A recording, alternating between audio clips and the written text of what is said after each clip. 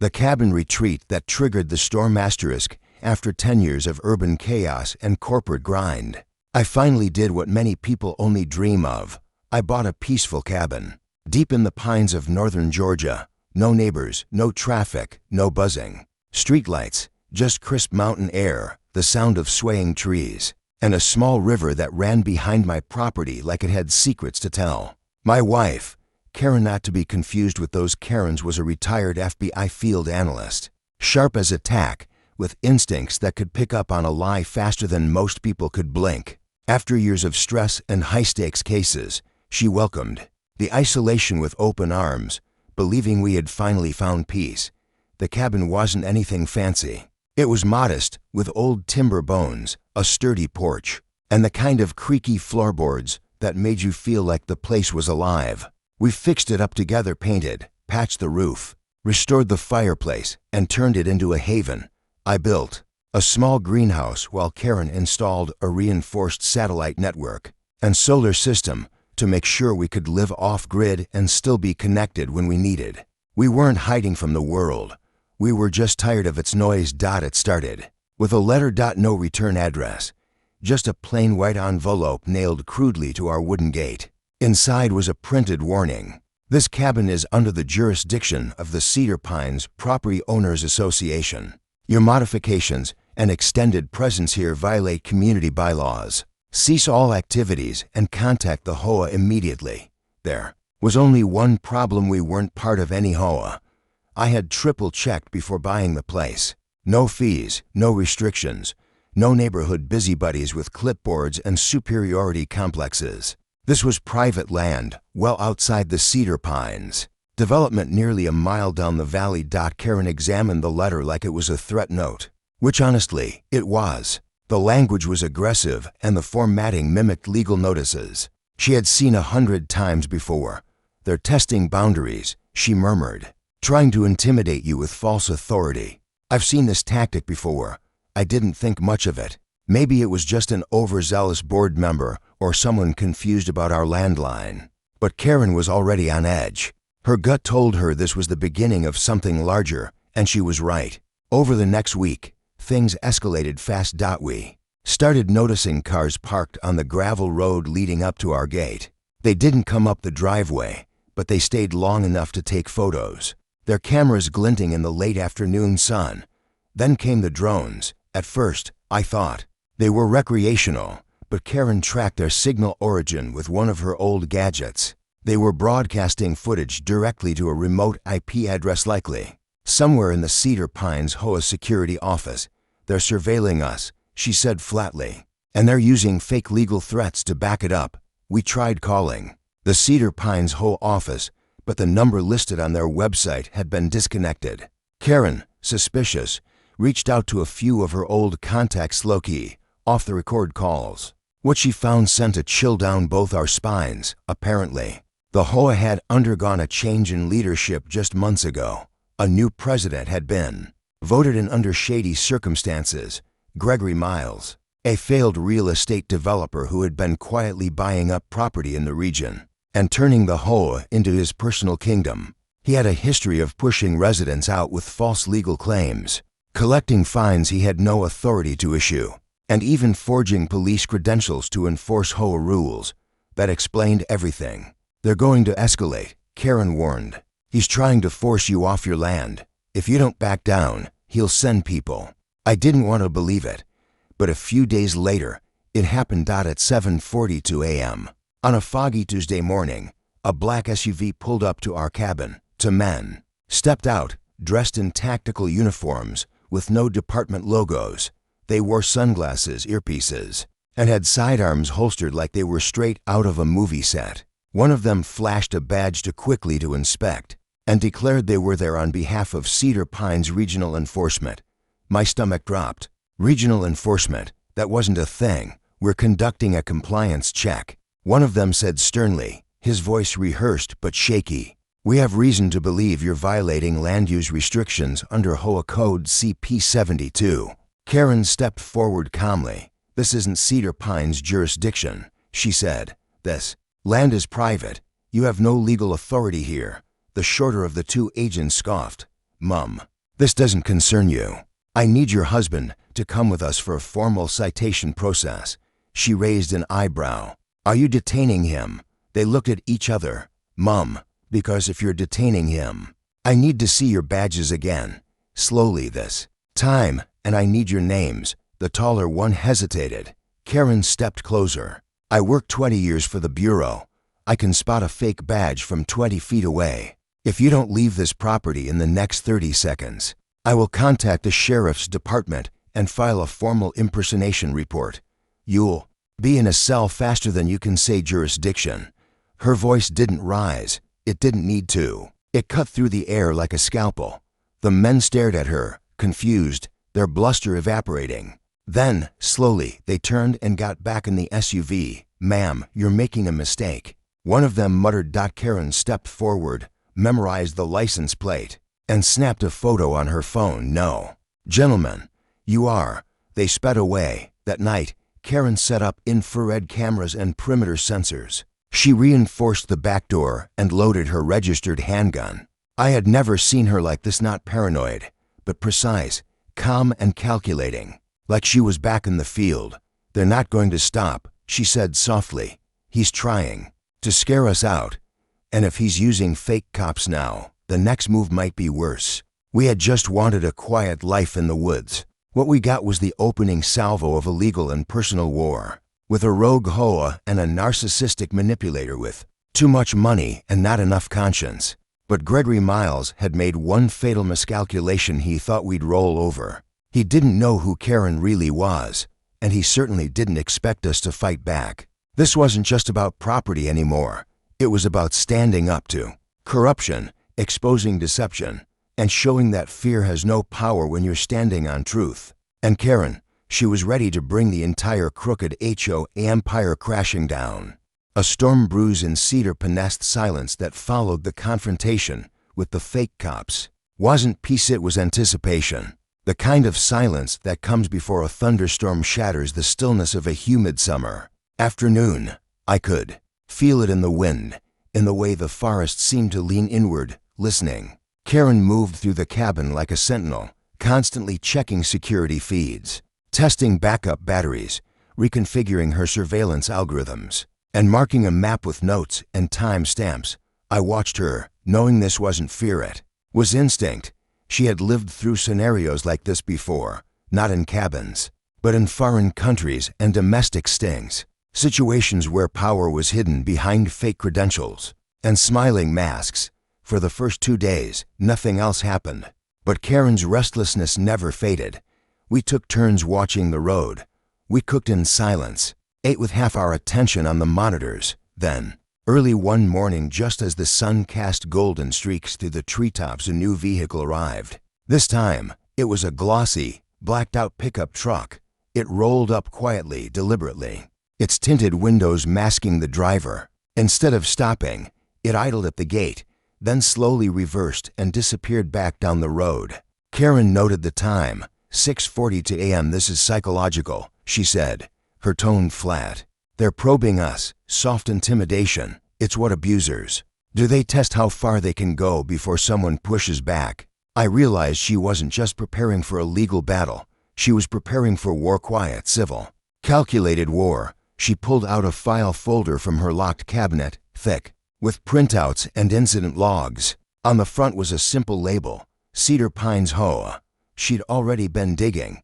Apparently, Gregory Miles wasn't just some overzealous HOA president. He was under multiple federal inquiries for real estate fraud, coercion, and impersonation. He had taken a failed gated community and turned it into his personal authoritarian playground. Under the guise of property values and bylaws, he'd established a quasi-legal police force, charging residents absurd fines and intimidating the elderly into selling their homes. The worst part, many of them didn't fight back. They believed his forged documents, his fake uniforms, his threats.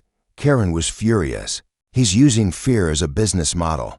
That's terrorism dressed in khakis and HOA minutes. She decided to hit back where it hurt most, his legitimacy. She made a series of phone calls to agencies she still had, reaching county assessors, the local planning commission, even the state licensing board. Each call was laced with carefully worded concern. "I'm a resident near Cedar Pines, and I've noticed some irregular behavior." She didn't disclose her background unless asked, but once she did, things started to shift. Within 48 hours, she had enough dirt to compile a full dossier on how Gregory Miles had falsified the Cedar Pines HOA and corporation documents to extend control over properties he didn't legally own, including ours. That evening, as a light rain tapped against the cabin roof, Karen sat beside the fire with her laptop and started writing a report that would eventually become the foundation of a federal case. But even as she typed, her mind was somewhere else, constantly checking for the next move. We didn't have to wait long. 3 nights later, just after 11 p.m., the sensors on the east ridge of the property triggered motion. 3 distinct heat signatures. They weren't animals they were moving to deliberately. Karen pulled the screen closer. The figures were crouching near the tree line, just outside the border. One of them held what looked like a high-beam flashlight. Another had a camera. They weren't just watching, they were documenting something. "Evidence planting," Karen said immediately. "They're trying to build a case to justify their next enforcement visit."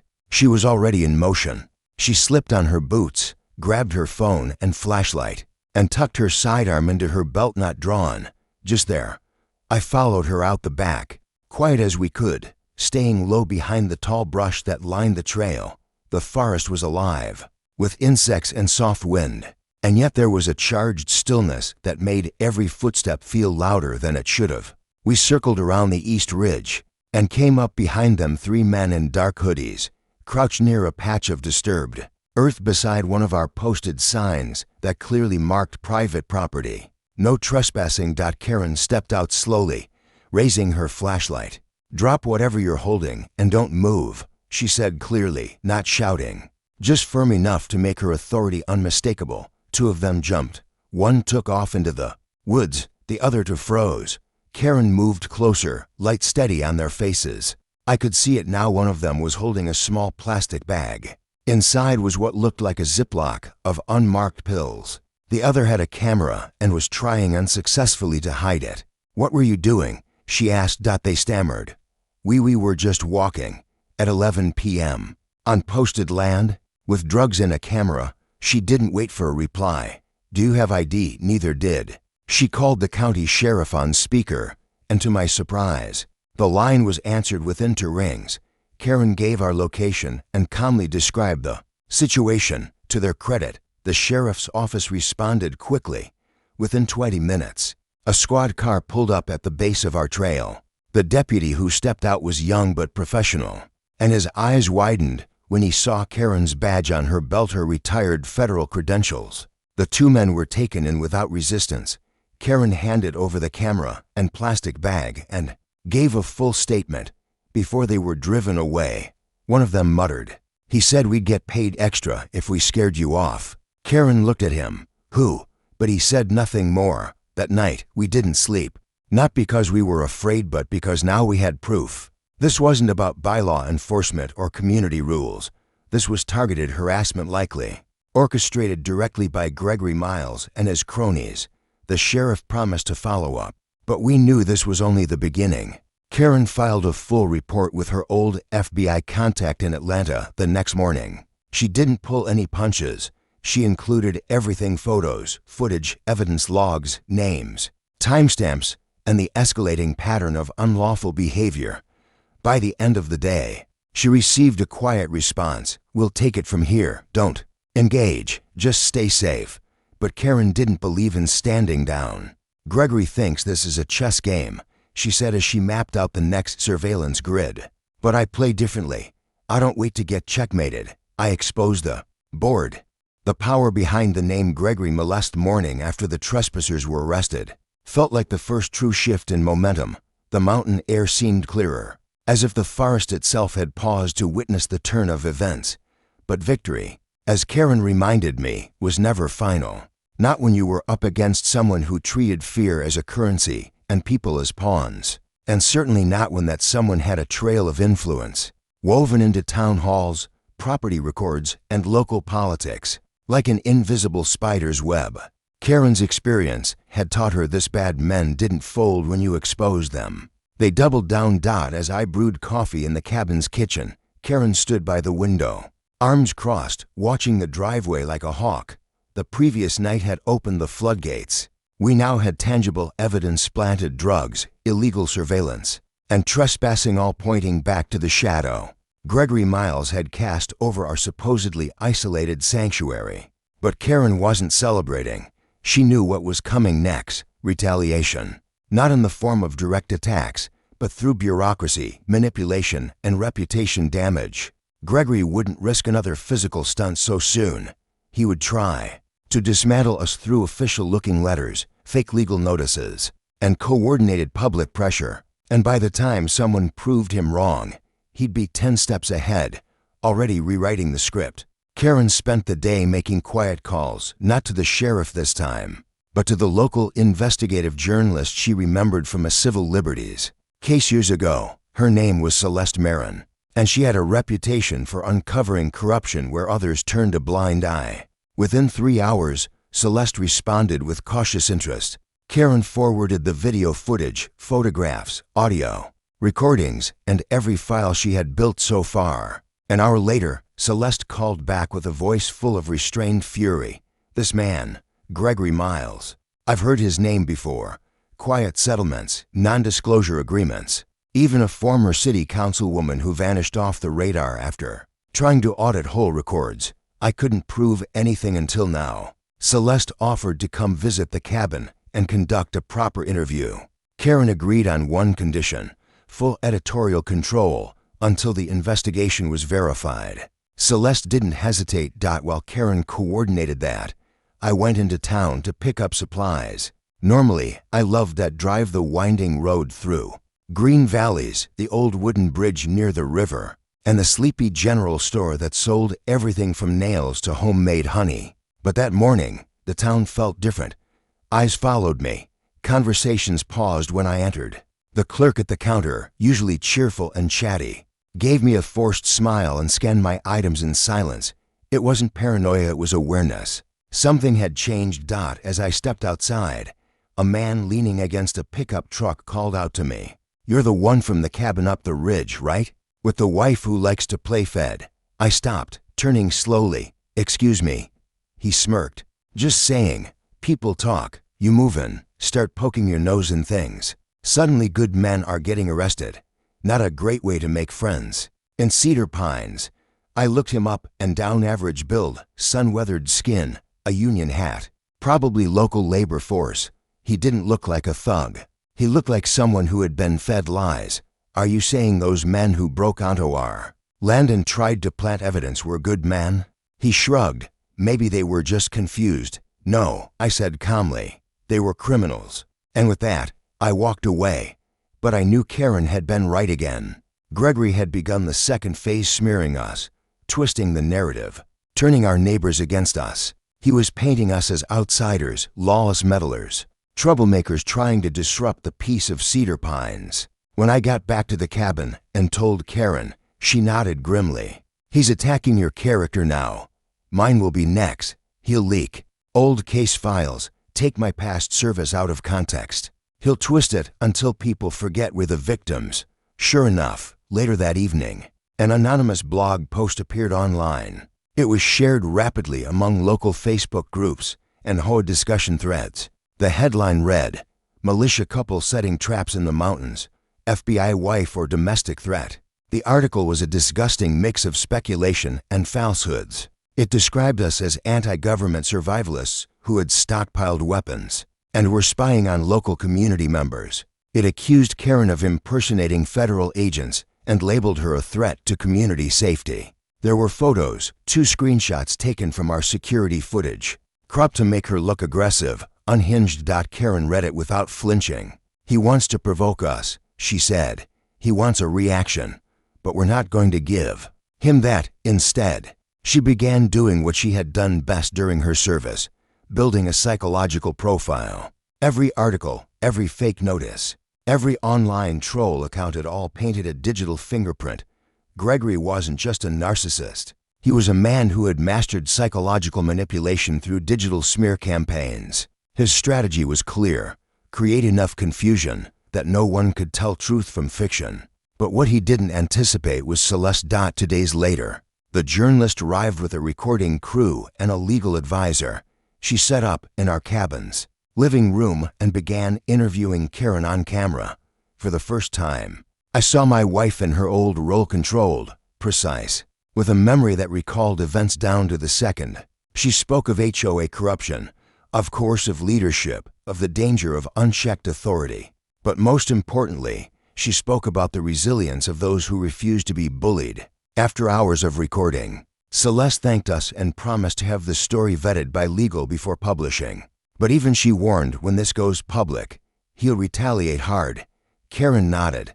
Let him. It's time people saw the truth. That night, while reviewing security feeds, Karen noticed something odd, a pattern of movement on the far side of our ridge, where the trail cameras had been offline for hours. She grabbed her gear and we hiked up, flashlights in hand, to investigate. What we found made my stomach turn. Someone had drilled into the base of one of our pine trees and inserted a small recording device, battery-operated and wrapped in camouflage tape. It was facing our home. Karen disabled it immediately and bagged it for evidence. He's escalating, she said. He's desperate. The next morning, a cease and desist order appeared in our mailbox, hand-delivered and unsigned. It accused U.S. of violating HOA ordinances by operating a surveillance network that endangers community members and threatened a $15,000 fine. Karen laughed. He doesn't even try to make it look legal anymore. She drafted a counter letter, citing state and federal surveillance laws, and included copies of his forged notices and drone footage. She sent it to the HOA's registered address and to the local district attorney's office. This wasn't just personal anymore. This was systemic. And then we received a message that changed everything. An email from a former Cedar Pines board member, anonymous, but brave. It was simple. I have files. I was forced to resign after I questioned the budget. Gregory doctored everything. He has no real board, just puppets. If you're serious about exposing him, meet me. Karen looked at me. This is our smoking gun. And as we made plans to meet the whistleblower, we both knew this wasn't just about saving our home anymore. This was about saving everyone. He'd silenced, but we had to be careful, because when you corner a predator like Gregory Miles, he doesn't run. He attacks. Whistleblower. In the Pinest message from the anonymous whistleblower lingered in the air like electricity before a lightning strike. We had waited so long for someone on the inside to break ranks and confirm what we had already gathered from observation, intuition, and evidence. This wasn't just some rogue HOA overstepping boundaries. It was a well-structured, corruption-fueled operation masquerading as a community organization. Gregory Miles wasn't merely abusing power, he was weaponizing it with strategic precision. And now, someone from his inner circle had reached out to us. Karen read the message at least a dozen times. She scanned the metadata of the email, traced the IP address, checked the server headers. It was routed through 3 anonymizing relays and encrypted with keys. That suggested the sender had some technical experience. This wasn't just a scared neighbor. This was someone who knew exactly what they were doing and understood the risks. They had been watching us and waiting, and finally, something had shifted enough for them to act. We arranged a meeting in a public yet discreet place, an old ranger outpost that had long been decommissioned, nestled halfway between our cabin and the town's outer edge.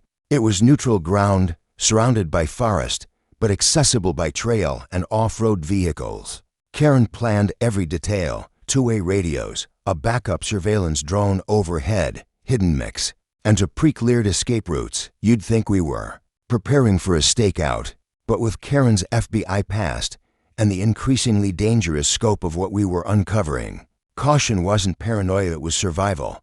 The night before the meeting, we barely slept. Karen sat by the fireplace, sharpening her old skills, reviewing protocols like she used to in field operations. I could see the lines of concentration on her face, not just because she was worried, but because her mind was already 5 steps ahead, trying to predict Gregory's counterplay. She was more than just a strategist, she was a guardian in the truest sense. quietly carrying the weight of responsibility not only for our safety, but for every person who had been manipulated, intimidated, or ruined by this man. The following morning, fog draped the forest like a veil.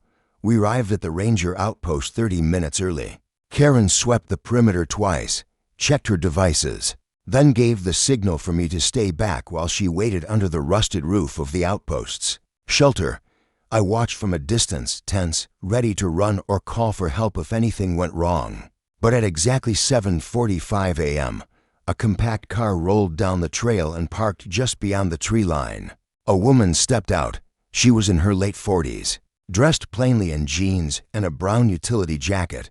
Her eyes darted around nervously, but when they landed on Karen, something in her face softened. She approached slowly, hands out, and sat down on the bench across from my wife. "My name's Helen," she said, voice low. "I was the secretary for the Cedar Pines HOA board for 5 years, until I asked the wrong question." And just like that, everything began to unravel. Helen described how Gregory had bullied his way into the presidency after the former board president fell mysteriously ill and abruptly resigned. Within weeks, he rewrote HOA documents to extend their jurisdiction, altered financial records to hide embezzled funds, and created a fake security team under a fictitious company called Cedar Pines Regional Enforcement, paying them under the table with HOA funds and private contractor kickbacks. But the most damning revelation was what she showed us next. From a thick manila envelope tucked inside her jacket, Helen pulled out copies of internal memos, financial ledgers, fake invoices, and even surveillance orders signed with forged county insignias. There were also recordings, audio snippets of Gregory's meetings with hired enforcers, coaching them on intimidation tactics, instructing them to make life hell for any resident who pushed back. Names were named, amounts were documented, signatures were exposed. My chest tightened as I read the names of families we had spoken to briefly during our rare trips. Into-town families who had moved out suddenly. Retirees whose properties had been foreclosed under fabricated maintenance liens. Veterans who had been harassed until they sold below market price. Helen's hand trembled as she spoke. "I wanted to say something years ago, but then I started getting threats. My car brakes were cut. My niece, she found a dead bird in her mailbox. That's when I knew Gregory had eyes everywhere. Even the police. They're not all clean. One of his enforcers used to be a deputy. He still wears the badge sometimes." Karen's eyes narrowed. "You kept all this hidden." "I had to. I didn't know who to trust. But when I saw what they did to you, how they tried to twist the narrative, I knew you weren't just another victim. You were standing up." Karen thanked her calmly and told her she had done the right thing. We copied everything she brought, scanned and backed up the documents, and helped her encrypt her phone with stronger protection. Before she left, Helen whispered something I'll never forget. "He's planning something big. Gregory's trying to buy up land through Shell LLC so he can turn the entire ridge into a private resort. He needs you gone. You're the only ones left who aren't part of the system." After she disappeared down the trail, Karen and I stood in silence for a long time. The magnitude of what we were facing was finally clear. Gregory Miles wasn't just a greedy HOA president, he was orchestrating a full-scale land grab, laundering money through development plans, and silencing anyone who got in the way. He had already corrupted local officials, manipulated public opinion, and created a militarized neighborhood enforcement squad without oversight. And now, we were the last obstacle standing between him and a multi-million-dollar scheme. Karen moved fast. She contacted Celeste, the journalist, and handed over Helen's files. Within 24 hours, Celeste had initiated a legal review and connected with a legal team experienced in RICO, Racketeer-Influenced and Corrupt Organizations Act cases. This wasn't just about HOA fraud anymore, it was organized crime. But before we could take the next steps, Gregory struck back. A new legal notice arrived, this time delivered by an official-looking courier in uniform. It was a cease and desist letter alleging we had committed digital espionage, property surveillance, and libel against the HOA and its leadership.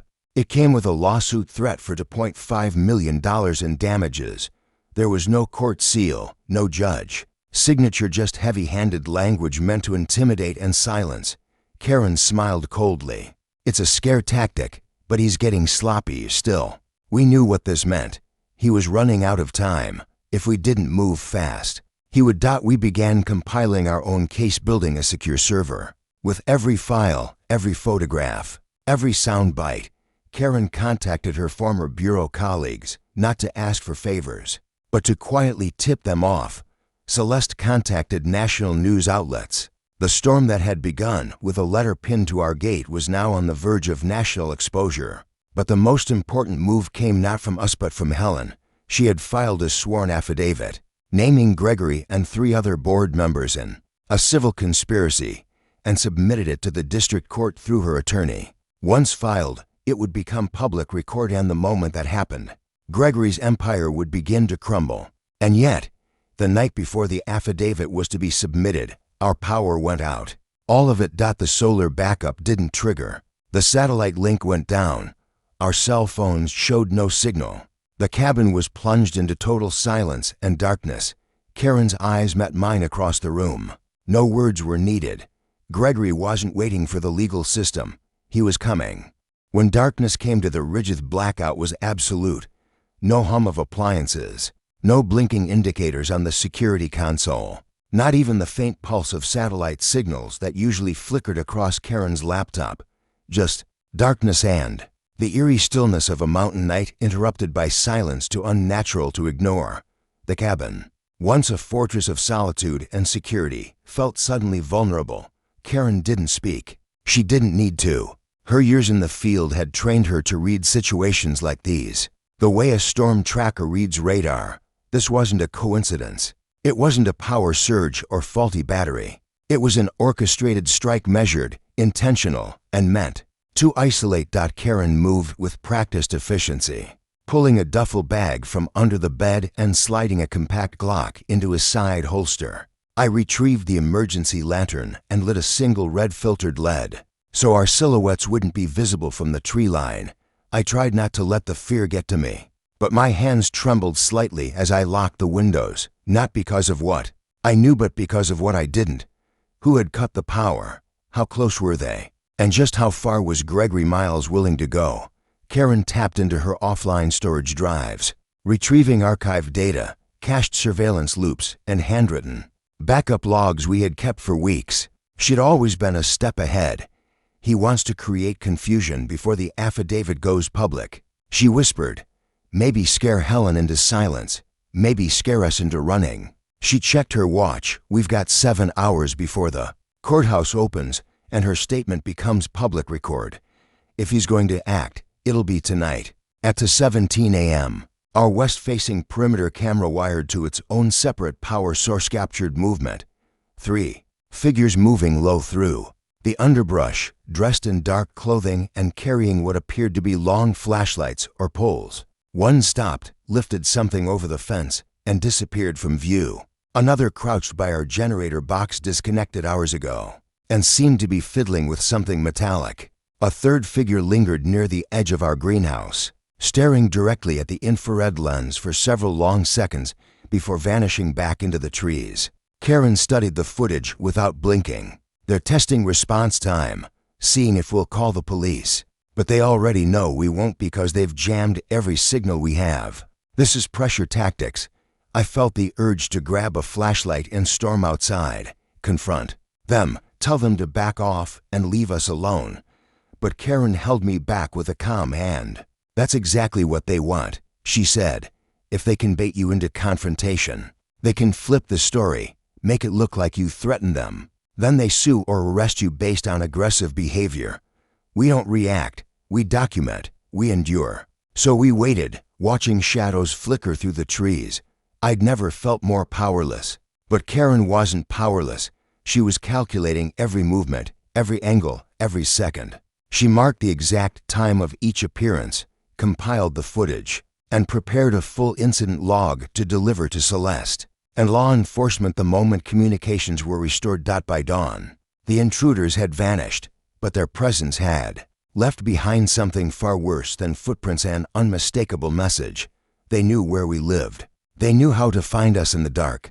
and they were willing to break the law to keep Gregory Miles' empire intact. At 7:01 a.m., the satellite uplink came back online. The first message was from Helen. They were outside my house. Last night, I heard voices. Someone banged on my back door, but I didn't open it. I'm still submitting today. Karen smiled faintly. She's brave. Braver than she knows. The affidavit was filed by 9:04 a.m., officially entering the court's public records. Within hours, it was picked up by Celeste and submitted as part of her expose. Karen emailed the footage from the night before, and I helped her write a statement to attach to the civil complaint that was forming rapidly in response to the article. The headline read, "Rogue HOA under federal scrutiny after FBI veteran uncovers forgery, fraud, and intimidation." It went viral within a day. Dozens of former Cedar Pines residents began contacting the journalist, offering their own stories. Elderly couples threatened into foreclosure, single parents harassed over fake yard violations, disabled veterans fined for invisible infractions. Each story built upon the next, constructing a horrifying picture of organized abuse hidden beneath the innocuous label of Homeowners Association. But as the national spotlight turned toward Cedar Pines, Gregory Miles didn't retreat.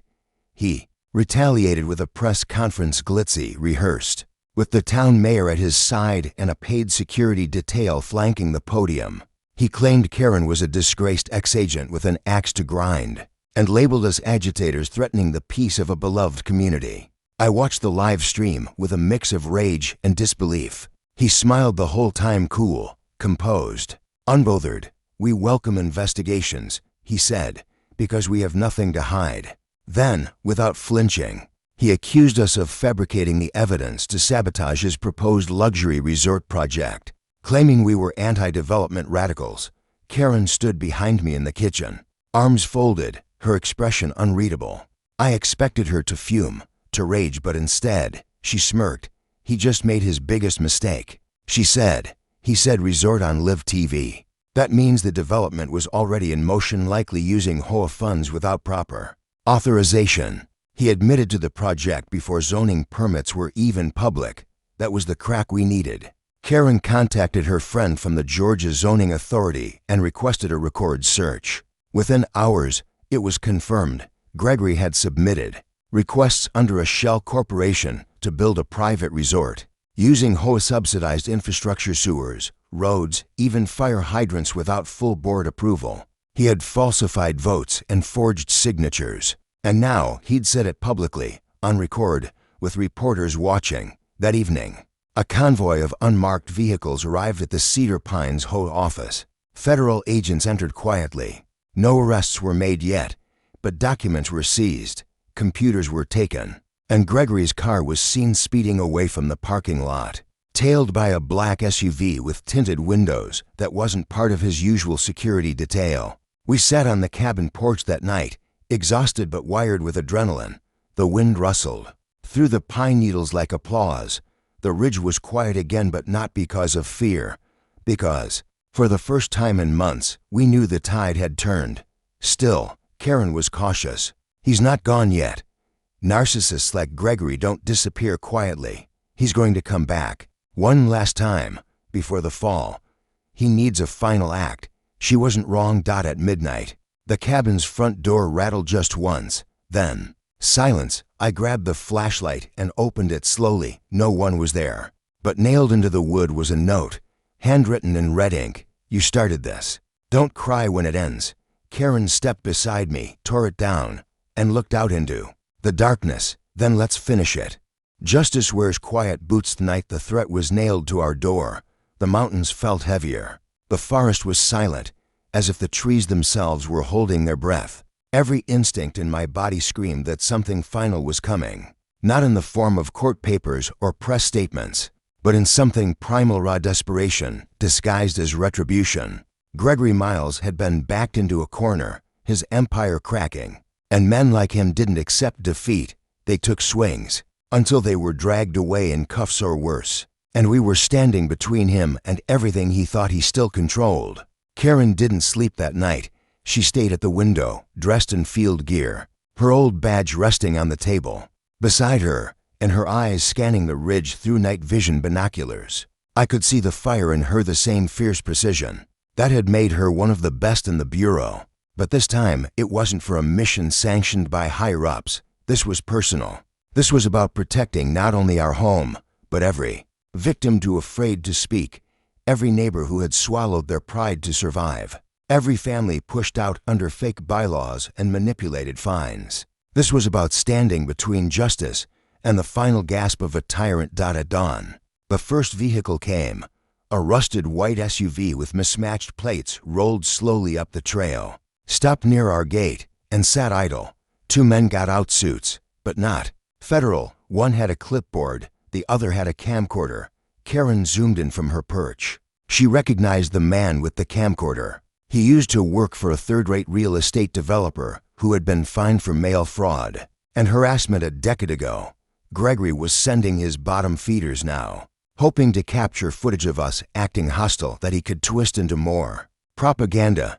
Karen recorded the entire interaction without stepping outside. When they left without confrontation, she smiled. He's trying to provoke us again. But he's losing grip. This isn't strategy anymore, it's panic. She was right, because that afternoon, the sheriff's department issued a public notice confirming the ongoing investigation into Cedar Pines Homeowners Association for misuse of funds, forged documents, intimidation tactics, and illegal enforcement operations. The press conference, led by the county DA, mentioned no names yet, but the undertones were clear. The message was simple: we're watching, we're coming. By that evening, Celeste released the first part of her story. It wasn't just an article, it was a documentary piece, woven with real interviews, audio from whistleblowers, clips of forged documents, and pixelated faces recounting their trauma. She had even included a brief voice-altered segment from Helen, who bravely described the way board meetings were staged, votes were faked, and innocent people were systematically bullied out of their properties. At the center of it all was one name, always circling like a storm front: Gregory Miles. The reaction was instant. Residents, who had once doubted us, began calling, emailing, sending photos, letters, and evidence. Former enforcers anonymously shared their shame and involvement. Karen received over a dozen messages in the first 24 hours, some from local law enforcement, quietly thanking her, others from terrified families finally feeling seen. But just as the flood of truth surged, the final act came. It was just after midnight when we heard the sound: tires on gravel. Too many. Not one or two vehicles. 4. No lights. Moving up the trail fast. Karen didn't hesitate. She activated the emergency protocol. Lights went dark. Surveillance cameras switched to silent infrared, and we moved into fallback positions. I took cover near the side entrance, and Karen took her post behind the reinforced utility panel, where she could monitor multiple feeds. At once, through the thermal lens, we saw them. Men with flashlights, tools, and what appeared to be tactical vests, unmarked, unbadged, moving with a strange mix of confidence and chaos. Karen whispered, "This is it. He's sent his dogs for a last raid. But they're not real cops. They're desperate men in borrowed gear. They cut through our back fence and split into pairs. One group circled the generator. Another moved toward the kitchen side window.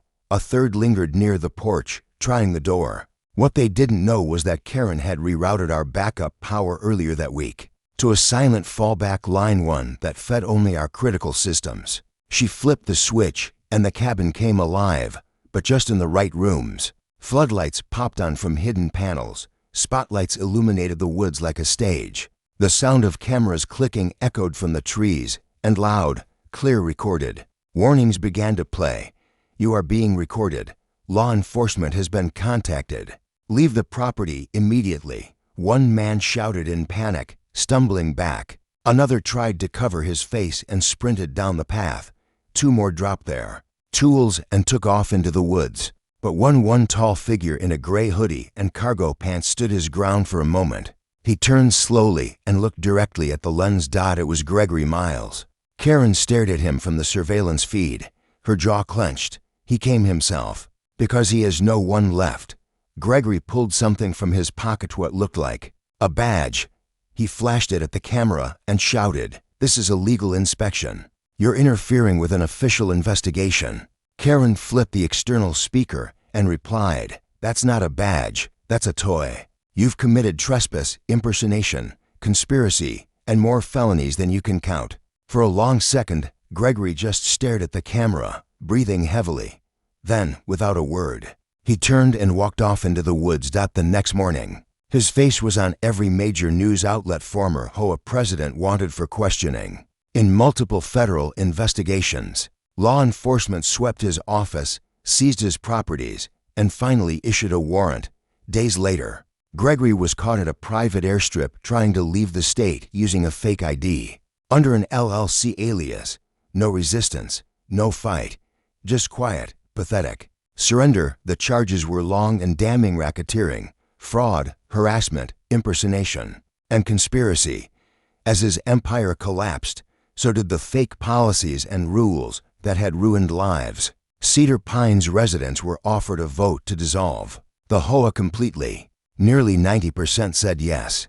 Helen received public apologies and was offered a position on the Community Redevelopment Board. Celeste's documentary won a Regional Journalism Award, and Karen, my incredible, relentless, fearless wife, was offered an advisory position at the state level for homeowner protection policies. But we turned it all down. We didn't do it for glory. We did it because someone had to. We stayed in the cabin after it all ended, planted trees, rebuilt the garden. Some neighbors brought us pies and fresh bread. Others just nodded at us until no words needed. The silence was different now. It wasn't the silence of fear. It was the silence of peace.